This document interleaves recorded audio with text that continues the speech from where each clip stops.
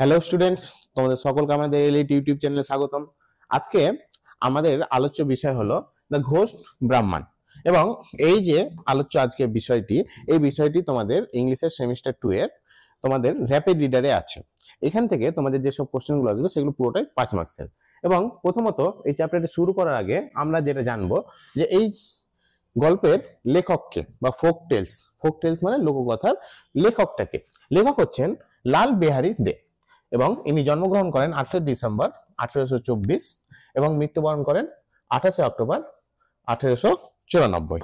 তো ইনি যে সময় জন্মগ্রহণ করেন ওই সময় ব্রিটিশ শাসন আমাদের দেশে চলছে ভারতবর্ষে, এবং তিনি জন্মগ্রহণ করেছিলেন বর্ধমান জেলাতে। তিনি জন্মগ্রহণ করেন বর্ধমান জেলাতে এবং সেখানে তার ছোটবেলার পড়াশোনা হয় এবং একটু বড় হয়ে যাওয়ার পরে তিনি কলকাতায় এসে তার বাকি জীবনের পড়াশোনাটুকু কমপ্লিট করেন এবং তিনি তার জীবনকালে খ্রিস্টানিটিতে কনভার্ট হয়ে খুব একটা ভালো পদে যান। তো তার রাইটিং এর মধ্যে আমরা যেসব জিনিসগুলো দেখতে পাবো সেইগুলো হচ্ছে ফোকাস অন রুরাল বেঙ্গল। তার রাইটিং এর মধ্যে যে ফিচার্স গুলো আমরা দেখতে পাবো, যে জিনিসগুলোর আমরা ছোঁয়া পাবো, সেটা হচ্ছে আমাদের গ্রাম বাংলার ছবি দেখতে পাবো। গ্রাম বাংলাটা তখন দেখতে কেমন ছিল, সেখানকার লোকজন কেমন থাকতো, তার লোকজনের আচার আচরণ কেমন ছিল, বিহেভিয়ার কেমন ছিল, কেমন ভাবে থাকতো, সেই জিনিসগুলো।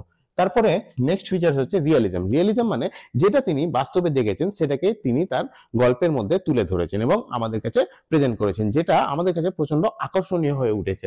তারপরে use of ফকলোর and oral tradition. ফকলোর মানে বিভিন্ন লোককথা এবং ওরাল ট্র্যাডিশন মানে যেই সব গল্পগুলো লোকের মুখে মুখে ছড়িয়ে গিয়ে মানুষের মধ্যে ছড়িয়ে যায় এবং মানুষ জানতে থাকে যে সব গল্পগুলো, সেগুলোর কথা। তো সেগুলো তার গল্পের মধ্যে আমরা বিভিন্ন জায়গায় দেখতে পাবো, যেমন আজকের গল্পটাও আমরা ঠিক কাছাকাছি ওই রকম ধরনের একটা গল্প। তারপরে সোশ্যাল এন্ড মোরাল থিমস, তো সামাজিক এবং মোরাল থিমস গুলো আমরা তার গল্পে দেখতে পাই, যে একটা সমাজে কি করে মানুষজন থাকতো, তার সঙ্গে কি রকম মোরাল বিহেভ করা হতো। তারপর নেক্সট ফিচার্স হচ্ছে সিম্পল অ্যান্ড লুসিড ল্যাঙ্গুয়েজ, একদম অত্যাধিক সহজ সরল ভাষায় যে তিনি লেখালেখি করেছেন, এবং এই সহজ সরল ভাষায় লেখালেখি করার কারণে কিন্তু তার লেখাগুলো আমাদের মধ্যে আজও জনপ্রিয় হয়ে রয়েছে। তো তার লেখার মধ্যে আমরা এই জিনিসগুলো মানে এই ফিচার্স গুলো দেখতে পাবো, এবং এর পাশাপাশি আমরা যে সব কিছু আমাদের লেখকের সম্পর্কে জেনে রাখবো, যেটা হলো যে তিনি খ্রিস্টানিটিতে কনভার্ট হওয়ার পরেও কিন্তু তার যে নিজের রুটটা, সে যে একজন বাঙালি, একজন যে ভারতীয়, কিংবা আমরা যদি বলতে পারি তিনি একজন যে হিন্দু হয়ে নিজের কখনো কিন্তু মানে কোন রকম অন্যায়, ইংরেজিরা যে আমাদের দেশে বিভিন্ন রকম অন্যায় চালিয়েছে তার বিরুদ্ধে কিন্তু তিনি প্রতিরোধ করতে কখনো কিন্তু ছাড়েননি। তো চলো আজকের গল্পটা শুরু করা যাক। হেই, যদি তুমিও তোমার এক্সাম প্রিপারেশন অনেক সহজ করে তুলতে চাও, তাহলে ডেসক্রিপশন বক্সের লিংক থেকে এলিট অ্যাপটি ডাউনলোড করে নাও। সেখানে তুমি প্রতিটি টপিকের ভিডিও লেকচার, স্টাডি ম্যাটেরিয়ালস এবং নোটস, কোয়েশ্চেন অ্যান্সারের সলিউশন, অডিও বুকস এবং বোর্ডের যাবতীয় ইম্পর্টেন্ট আপডেট পেয়ে যাবে। তাই অ্যাপটি ডাউনলোড করতে ভুলো না। তো চলো আবার টপিকে ফিরে যাই। গল্পের প্রথম দিকে আমরা দেখতে পাচ্ছি গল্পের টাইটেল দ্য ঘোষ ব্রাহ্মণ। আমরা ইংরেজিতে যেরকম উচ্চারণ করবো দ্য ঘোষ ব্রাহ্মণ, তবে বাংলায় যেটা হচ্ছে দ্য ঘোষ ব্রাহ্মণ। ব্রাহ্মণ মানে আমরা জানি যে একটা উঁচু বর্গের মানুষজন, যারা বা হিন্দু সমাজে যারা উঁচু বর্গের মানুষজন, যারা পুজো পাঠের সঙ্গে জড়িত থাকে, তাদেরকে আমরা ব্রাহ্মণ বলে থাকি। তো শুরু করা যাক। once a time there lived a poor ব্রাহ্মণ। তো একটা সময় ছিল যে আগেকার দিনে আমরা যে আমাদের বাড়ির যারা বয়স্ক দিদা হতে পারে বা হয়তো বয়স্ক দাদু হতে পারে, তাদের কাছ থেকে যখন গল্প শুনেছি তখন শুনেছি বহু বছর আগে কেউ একজন কোন একটা গ্রামে বাস করতো, এইভাবে গল্প শুরু। তো সেরকম ভাবে শুরু হচ্ছে। once on a time there lived a poor ব্রাহ্মণ। একটা সময় ছিল এটা গরিব দরিদ্র ব্রাহ্মণ বাস করতো একটা গ্রামে। হু নট বিং কুলীন একটি জাতির নাম, যে ব্রাহ্মণদের মধ্যেও কিন্তু কিছু জাতির ভাগ আছে। তো সেই জাতির মধ্যে তিনি কুলীন না হওয়ার কারণে ফাউন্ড ইট দ্য হার্ডেস্ট মানে হচ্ছে কঠিন, প্রচন্ড কঠিন জিনিস ইন দ্য ওয়ার্ল্ড, এই সারা বিশ্বের মধ্যে কুলীন না হওয়ার কারণে তিনি এই জিনিসটা প্রচন্ড কঠিন খুঁজে পেয়েছিলেন। টু গেট ম্যারিড, বিবাহ করাটা তার জন্য প্রচন্ড একটা কঠিন কাজ হয়ে দাঁড়িয়েছিল। He went to rich people, সে বিভিন্ন ধনী লোকেদের কাছে গিয়েছিলেন বা যেতেন, অ্যান্ড বেগড, তাদের কাছে অনুরোধ করতেন বা ভিক্ষা করতেন। বেগ মানে হচ্ছে অ্যাকচুয়ালি ভিক্ষা করা। ভিক্ষা করা, অফ দেম, তাদের কাছে তিনি ভিক্ষা করতেন, টু গিভ হিম মানি, তাকে কিছু টাকা পয়সা দিয়ে আর্থিক সাহায্য করার জন্য, that he might marry a wife, তবে সে আর্থিক সাহায্য নিয়ে কি করবে, সে আর্থিক সাহায্য নিয়ে বিয়ে করবে। And a large some of money was needed, এবং এই যে বিয়ে করার জন্য অনেক টাকা পয়সা দরকার। কেন টাকা পয়সা দরকার? Not so much for the expenses of the wedding, শুধুমাত্র যে বিয়ের খরচা উঠানোর জন্য তা কিন্তু নয়। এক্সপেন্সেস মানে হচ্ছে খরচ, বিয়ের খরচ ওঠানোর জন্য যে অনেক বেশি টাকা দরকার তা কিন্তু নয়। As for giving to the parents of the bride, কিন্তু সেই টাকাটা ব্রাইড মানে যে বধূকে সে বিয়ে করবে, যে মহিলাকে বা যে মেয়েকে তিনি বিয়ে করবেন, সেই মেয়ের পরিবারকে টাকা দিতে হতো বিয়ে করার জন্য। তো সেই টাকাটা দেওয়ার জন্য তার কাছে কিন্তু টাকা নেই, প্রচন্ড বড় পরিমাণে টাকাটা লাগতো। হি বেগড ফ্রম ডোর টু ডোর, সে দরজায় মানে বিভিন্ন লোকের কাছে তিনি যেতেন। কে যেতেন? পোর ব্রাহ্মণ, বা যে আমাদের এই গল্পের যে মূল চরিত্র, সে বিভিন্ন লোকের কাছে যেতেন, তাদের দরজায় যেতেন। ফ্ল্যাটার্ড মেনি রিচ ফোক, ফ্ল্যাটার্ড মানে হচ্ছে প্রশংসা, ফ্ল্যাটার্ড মেনি রিচ ফোক, বিভিন্ন ধনী লোকেদের তিনি বিভিন্নভাবে প্রশংসা করতেন। And at last succeeded in scraping together the some needed, scraping মানে জড়ো করা, মানে এক জায়গায় করা, এবং পরিশেষে অ্যান্ড অ্যাট লাস্ট, এবং পরিশেষে সাকসিডেড, তিনি সফল হলেন, স্ক্র্যাপিং জড়ো করতে, টুগেদার সবগুলোকে, দ্য সাম নিডেড, যতটা টাকা পয়সা, সাম বলতে এখানে টাকার কথা বলা হচ্ছে, মানি, টাকার কথা বলা হচ্ছে, যে যেই পরিমাণ টাকাটা বিয়ে করার জন্য তার দরকার ছিল, সেই পরিমাণ টাকাটা সে পরিশেষে জমা করতে পারলো। The wedding took place in due time, এবং যেই সময়, ডিউ টাইম বলতে ঠিক সময়ে, যেই সময় তার বিয়ে হওয়ার কথা ছিল ঠিক সেই সময় তার বিয়েটা হলো। And he ব্রট home his wife to his mother, এবং তারপরে সে বাড়ি নিয়ে এলো তার ওয়াইফকে তার মায়ের কাছে। After a short time he said to his mother, কিছুদিন পরে মানে তার বিয়ে হওয়ার কিছুদিন, খুব অল্প সময়ের পরে সে তার মাকে গিয়ে বলছে, কি বলছে? Mother, I have no means মানে ওয়ে, বা আমার কাছে কোনো রাস্তা নেই। আই হ্যাভ নো মিনস, আমার কাছে কোনো রাস্তা নেই। টু সাপোর্ট ইউ, তোমাকে সাপোর্ট মানে সমর্থন করা মানে আর্থিক সমর্থনের কথা বলছে এখানে। তোমাকে সমর্থন করার মতো আমার কাছে কোনো রাস্তা নেই। রাস্তা বলতে এখানে টাকার পয়সার কথা বলা হচ্ছে, আর্থিক সহায়তা করার জন্য আমার কাছে কোনো রকম টাকা পয়সা নেই। অ্যান্ড মাই ওয়াইফ, শুধু তোমাকে সমর্থন নয়, আমার পরিবারটাকে চালানোর জন্য, মানে তার ওয়াইফ, তার মা, এই দুইজন তার পরিবারের মেম্বার, তো এই দুইজনের খরচ চালানোর মতো তার কাছে কোনো রকম সঞ্চয় নেই, তার কাছে কোনো রকম টাকা পয়সা নাই। আই মাস্ট দেয়ারফর, তাই আমি অবশ্যই গো টু ডিস্ট্যান্ট কান্ট্রিজ, দূর দেশে যাব, to get money somehow or other, যে করে হোক আমি কিছু টাকা উপার্জন করে নিয়ে আসবো, তাই জন্য আমি দূর দেশে পাড়ি দিব।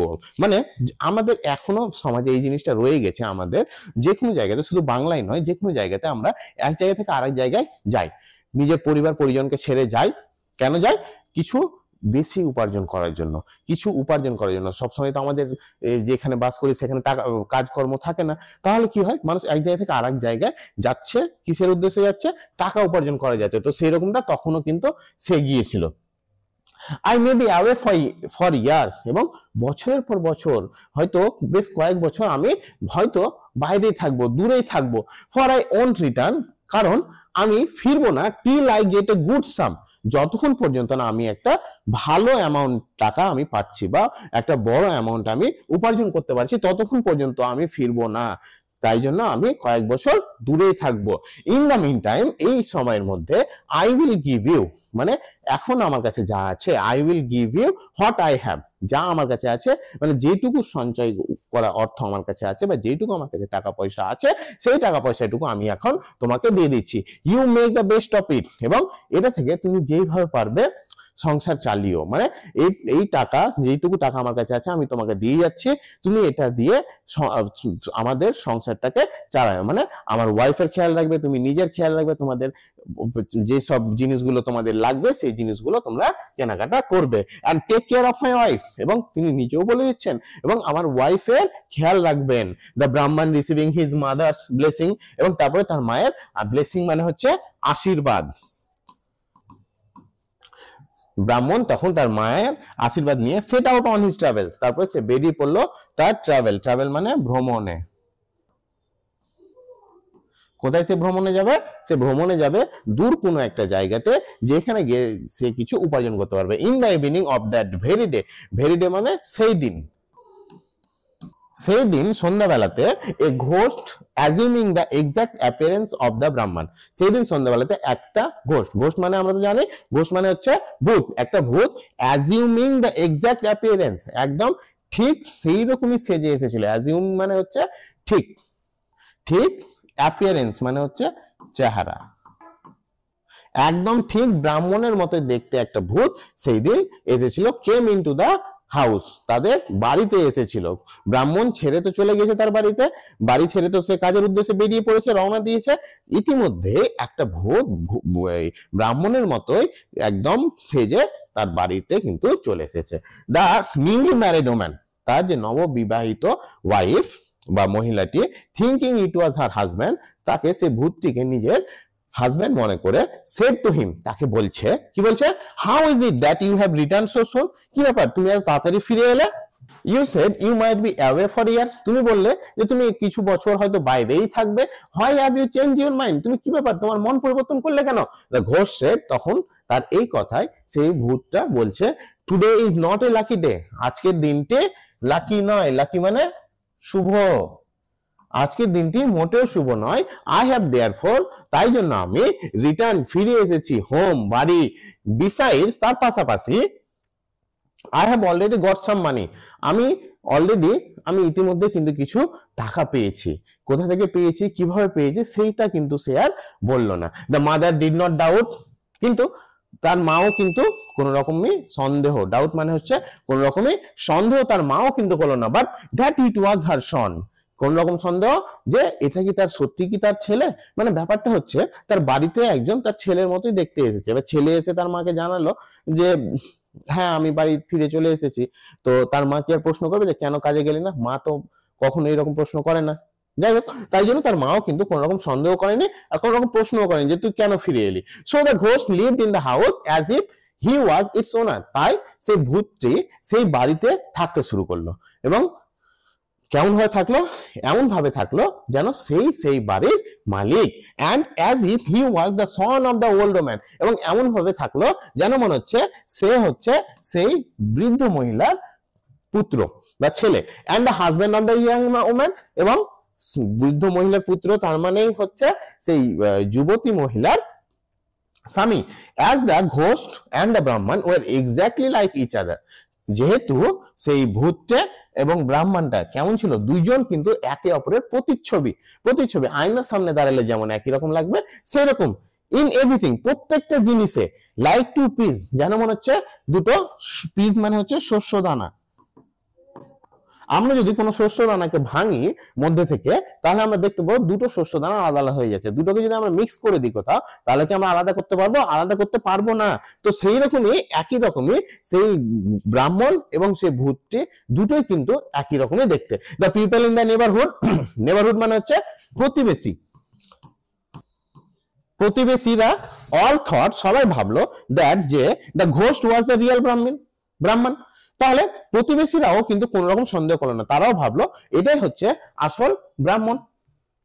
আফটার সাম ইয়ার্স দ্য ব্রাহ্মণ রিটার্ন, কয়েক বছর পরে ব্রাহ্মণ ফিরে এলো ফ্রম হিজ ট্রাভেলস, তার ভ্রমণ থেকে বা তার যাত্রা থেকে, সে যেখানে কাজ করতে গিয়েছিল সেখান থেকে। And what was his surprise, তা সে চমকে গেল। সারপ্রাইজ মানে চমকে যাওয়া।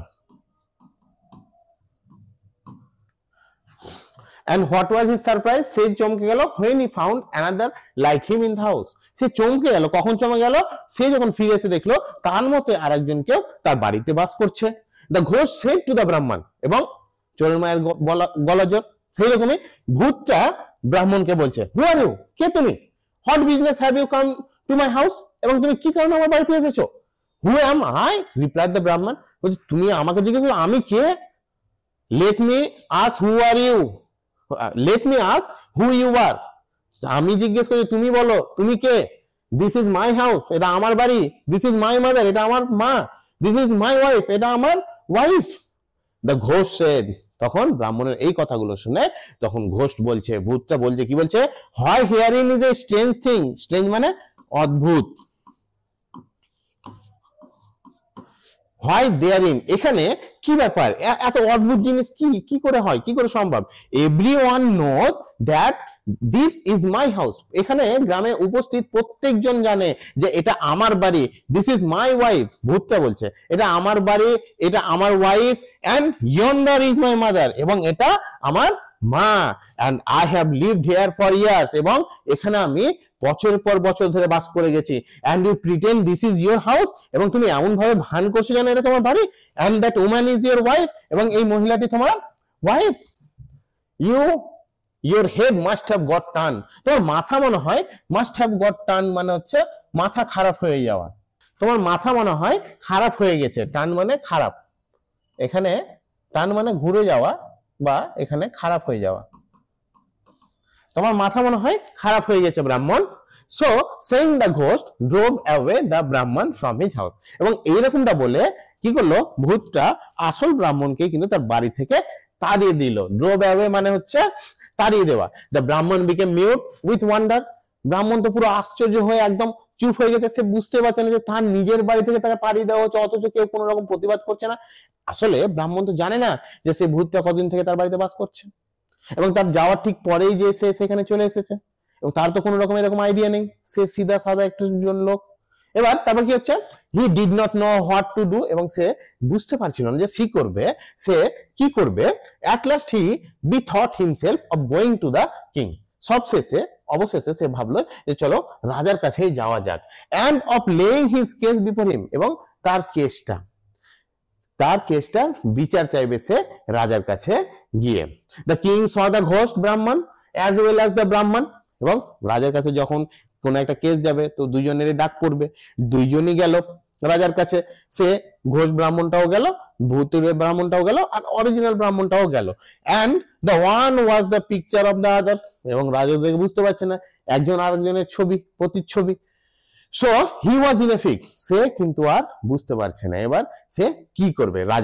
রাজা কিন্তু আর বুঝে উঠতে পারছে না, সে তো প্রচন্ড দ্বিধার মধ্যে পড়ে গেছে, and did not know how to decide the quarrel, এবং এই যে দ্বন্দ্বটা বেঁধেছে, কোয়ারেল মানে এখানে দ্বন্দ্ব,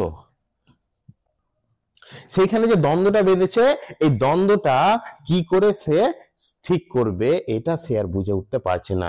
day after day the Brahman went to the king and besought him to give him back his house, দিনের পর দিন ধরে ব্রাহ্মণ রাজার কাছে যাচ্ছে এবং তার কাছে বিসট মানে চাওয়া, তার কাছে চাইছে two give him back his house, তাকে তার বাড়ি ফিরিয়ে দেওয়ার কথা বলছে। হিজ ওয়াইফ, সে কি চাইছে তাহলে, তার বাড়ি চাইছে, তার ওয়াইফকে চাইছে, এন্ড হিজ মাদার, এবং তার মাকে ফিরিয়ে চাইছে, কিন্তু কি করে ফিরিয়ে দিবে, ওইখানে তো অলরেডি একজন সেজে বসে আছে।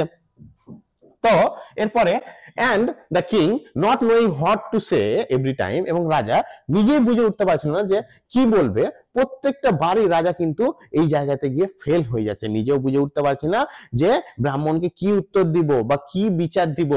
Put him of the following day, তাই জন্য সে যখনই ব্রাহ্মণ রাজার কাছে যায় প্রত্যেক দিনই রাজা একই কথা বলে যে পরের দিন এসো, পরের দিন তোমার বিচার করে দিব। Every day the king tells him to come tomorrow, এবং প্রত্যেক দিন রাজা বলে তাকে পরের দিন এসো। এন্ড এভরি ডে দ্য ব্রাহ্মণ গোজ অ্যাওয়ে ফ্রম দ্য প্যালেস, এবং প্রত্যেক দিনই সেই প্যালেস থেকে, রাজার রাজপ্রাসাদ, প্যালেস মানে হচ্ছে রাজপ্রাসাদ,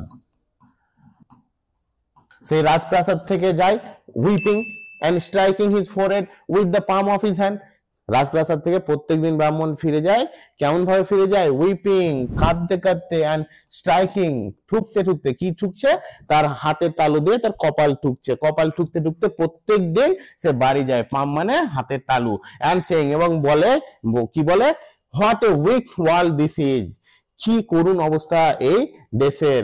I am driven from my own house, আমাকে আমার নিজের বাড়ি থেকে বের করে দেওয়া হচ্ছে, and another fellow has taken position of my house, এবং অন্য কেউ আমার বাড়ির মালিকানা করছে, এন্ড অফ মাই ওয়াইফ, শুধু যে বাড়ির মালিকানা করছে তা কিন্তু নয়, আমার ওয়াইফের মালিকানা করছে, মানে আমার ওয়াইফের সঙ্গে থাকছে। And what a king this is, এবং এটা কোন ধরনের রাজা, he does not do justice, সে তো কখনো ন্যায় বিচার দেয় না। Now it came to pass that as the Brahman went away every day from the court outside the town, he passed a spot at which a great many cowboys used to play. এবং দেখা গেল ইট came to pass that, দেখা গেল যে as the ব্রাহ্মণ, প্রত্যেক দিন যে ব্রাহ্মণ সেখান থেকে ওয়েন্ট অ্যাওয়ে, যেত ওইখান থেকে এভরিডে, প্রত্যেক দিন, ফ্রম দ্য কোর্ট, সেই রাজার কোর্ট থেকে, আউটসাইড দ্য টাউন, শহরের বাইরে, হি পাস্ট এ স্পট, সে একটা জায়গা পাস করতো বা একটা জায়গা ক্রস করতো, অ্যাট হুইচ মানে যেখানে এ গ্রেট মেনি কাউবয়েজ, কয়েকজন রাখাল ছেলে ইউজ টু প্লে, সেখানে খেলতো। কি খেলতো?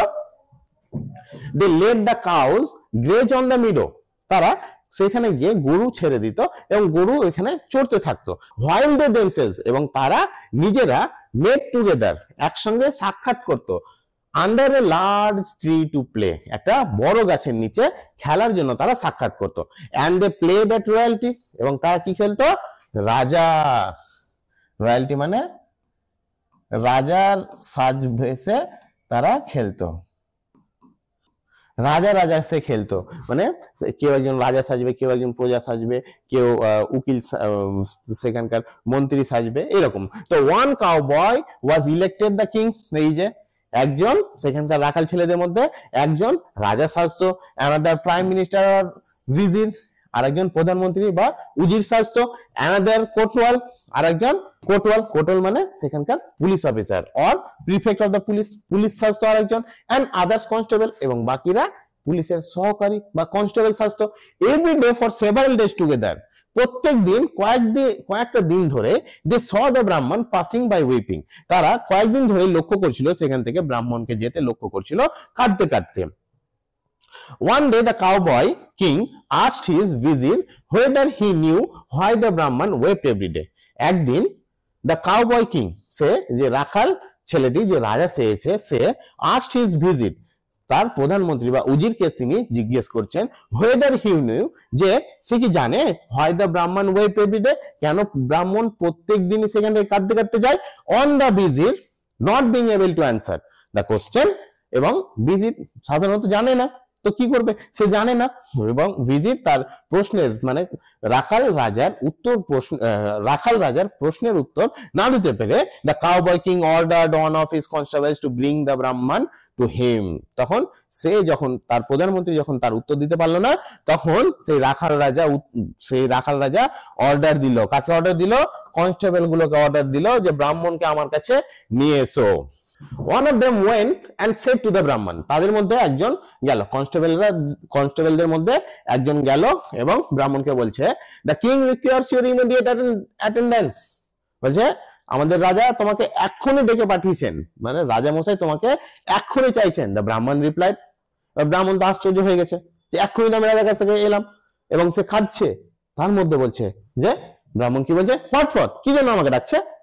I have just come from the king, আমি একদম রাজার আদেশ অনুসারে আমি এখানে এসেছি, and he put me off till tomorrow, বলছে আমি এক্ষুনি রাজার কাছ থেকে এলাম এবং তিনি আমাকে কিন্তু বললেন আবার কালকে আসতে, বা আমার বিচারটা কালকে হবে। Why does he want me again, তাহলে আবার কেন তিনি আমাকে চাইছেন? It is our king, এটা আমাদের রাজা, আপনি যে রাজা ভাবছেন সেটা নয়, এটা আমাদের রাজা, that wants you, যে আপনাকে এখনই তার কাছে উপস্থিত হওয়ার আদেশ দিয়েছে। আওয়ার নিট হার্ড কিং, আমাদের রাখাল রাজা, রিজয়েন দ্য কনস্টেবলস, এবং বাকি কনস্টেবলরা একই সুরে বলল, আমাদের রাখাল রাজা, সেই রাজা নয় যে রাজার কাছ থেকে আপনি এসেছেন, ফিরে এসেছেন কাঁদতে কাঁদতে। Who is neat hard king, তো এই রাখাল রাজাটাকে? আস্ক দ্য ব্রাহ্মণ, ব্রাহ্মণ প্রশ্ন করলো। কাম অ্যান্ড সি, তাহলে তখন সেই কনস্টেবলরা উত্তর দিচ্ছে, আসুন এবং নিজেই দেখে নেন। was the reply, তারা উত্তর দিল। the neat haired king then asked the Brahman why he every day went away weeping, তখন সেই neat haired king মানে রাখাল রাজা ব্রাহ্মণকে জিজ্ঞেস করছে যে কি ব্যাপার, আপনি প্রত্যেকদিন সেখানে কাঁদতে কাঁদতে কেন ফিরে আসছেন? the Brahman then told him his sad story, তখন ব্রাহ্মণ সেই neat haired king বা রাখাল রাজাকে তার সেই দুঃখের গল্পটা কি, যে সে কাজের জন্য বাইরে গিয়েছিল এবং বাইরে থেকে কাজ করে কয়েক বছর পরে ফিরে এসে দেখে তার বাড়িতে অলরেডি তার মতো একজন কেউ আছে যে তার ওয়াইফ, তার মাদার, তার বাড়ি সবকিছুর পজিশন নিয়ে নিয়েছে এবং থাকছে, এবং তাকেই তার বাড়ি থেকে তাড়িয়ে দেওয়া হয়েছে, প্রবেশ করতে দেওয়া হয়নি। দ্য নিট হার্ড কিং, এবং সেখানকার রাখাল রাজা after hearing the whole said, পুরো গল্পটা শোনার পরে বলল, আই আন্ডারস্ট্যান্ড ইউর কেস, আমি আপনার কেসটা বুঝতে পেরেছি, মানে আপনার সমস্যাটা আমি বুঝতে পেরেছি।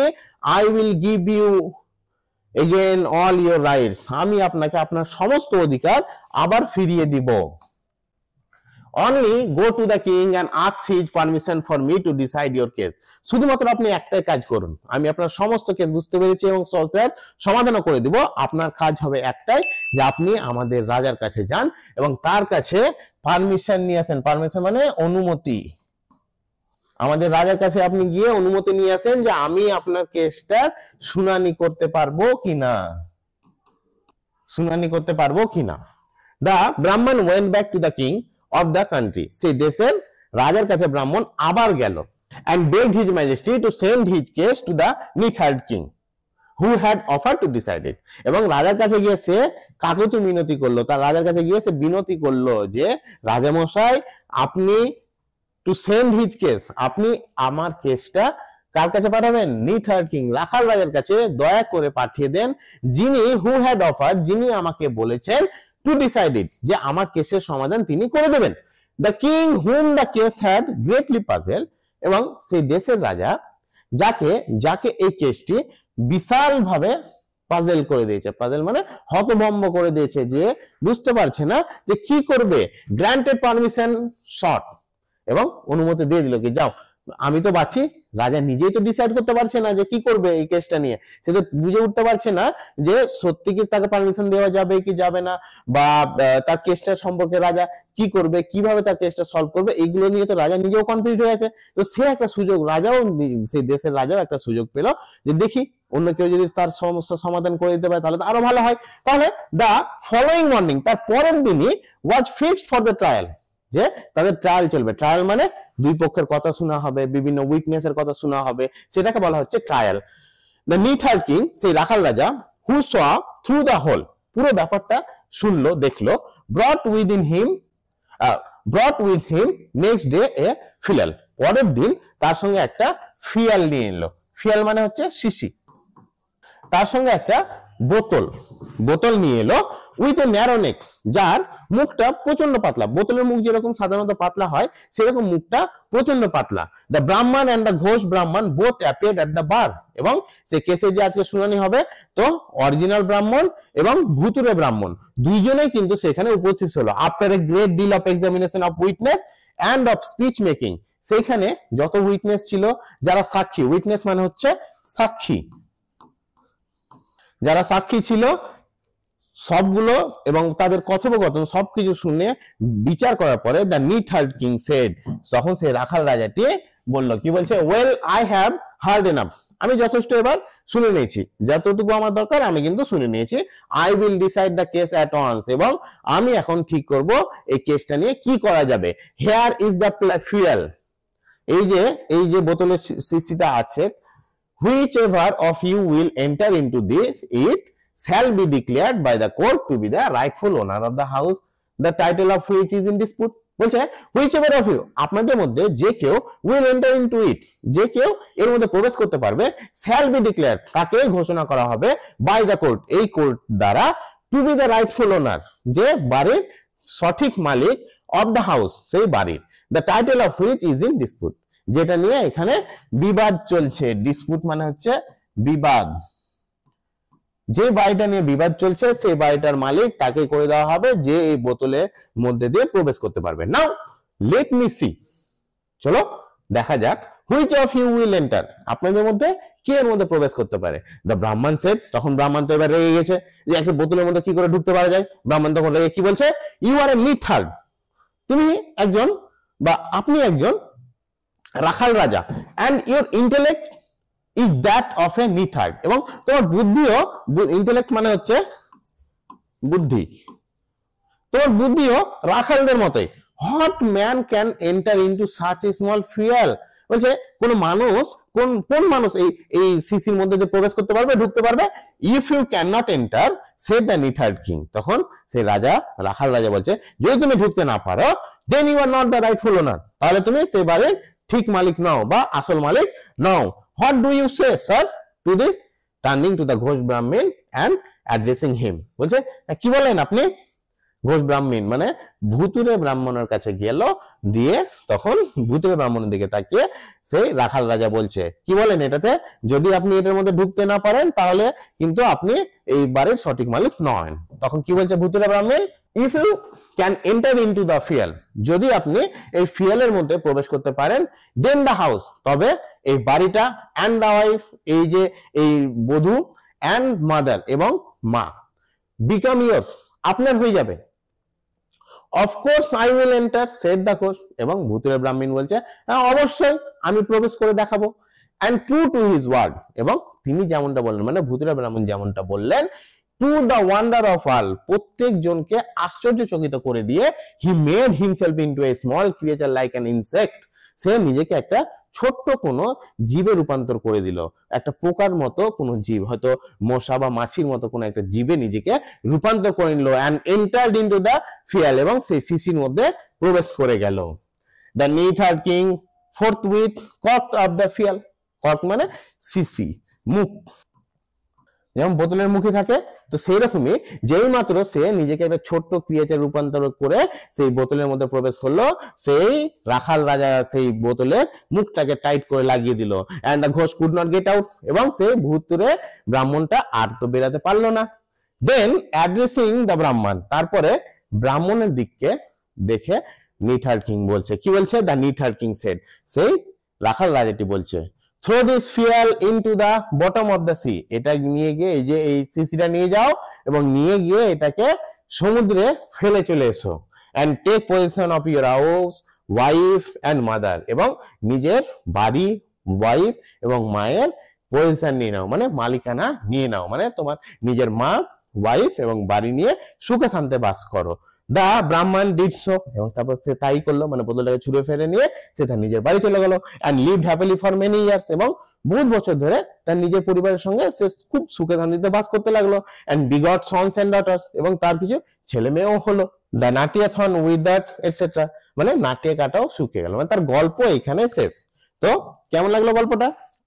আমার মনে হয় প্রত্যেকেই এই গল্প ভালো লাগবে, ছোট গল্প এবং খুব সুন্দর গল্প। আমরা খুব অল্পতেই কিন্তু গল্পের শুরু, মধ্যম, শেষ সবকিছু কিন্তু দেখে নিলাম। যাই হোক, তোমাদের আজকের ক্লাসে এই অবধি, আবার তোমাদের নেক্সট ক্লাসে দেখা হবে। সবাই ভালো থেকো, ধন্যবাদ। এই ধরনের এডুকেশনাল ভিডিও আরও দেখতে চ্যানেলটিকে সাবস্ক্রাইব করে এলিট পরিবারের মেম্বার হয়ে যাও। Thank you so much, and always remember, knowledge worth sharing.